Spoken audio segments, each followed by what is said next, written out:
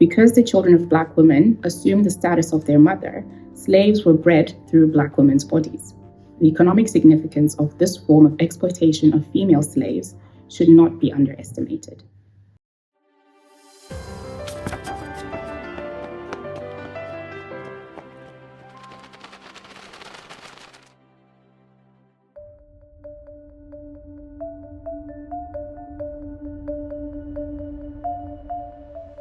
My name is Nozizwe Dube, and I am a PhD candidate here at the Department of International and European Law of Maastricht University, and I conduct research on intersectional discrimination in EU equality law.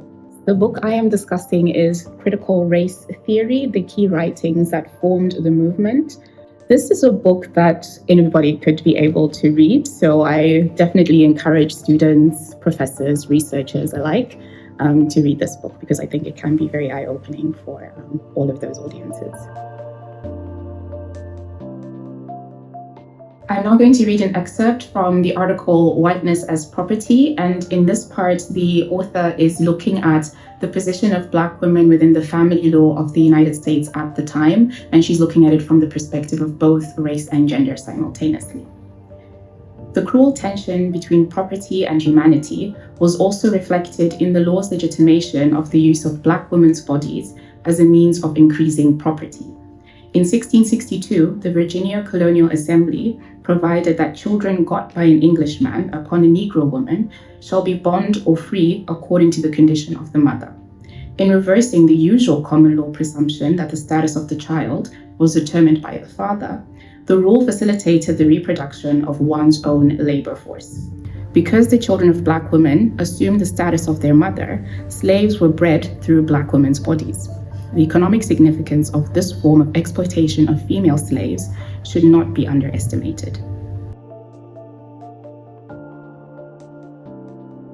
So critical race theory, it has been very foundational for me personally throughout my research, but also in my teaching, precisely because it has helped me to interrogate the law from a different perspective and in a different way than the way I studied law as a student. So first, the main idea with critical race theorists is that they argue that the law is not an objective or a neutral entity. The law itself is a product of the environment within which it is birthed. So the law itself is shaped by the society and the society's history, and that is also obviously quite different from the way that at least I was taught about law a lot of the times, is that you get the idea that the law is this very neutral aspect and this neutral entity that can be, that doesn't necessarily have a certain effect on society as such. But critical race theorists really oppose that idea.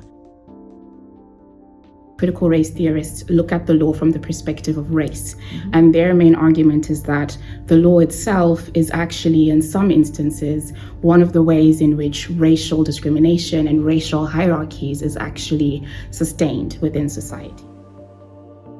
In critical race theory, what tended to happen is that the law would usually be looked at from the perspective of Black men, and then that would leave Black women out of the equation.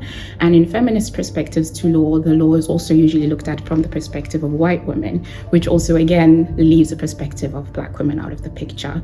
But with critical race feminism, the Black female scholars really purport and say that if we look at the law from the perspective of both race and gender at the same time and not separately, then we can come to realize how different groups in society who are at the intersection of multiple forms of subordination can actually be subordinated by the law itself.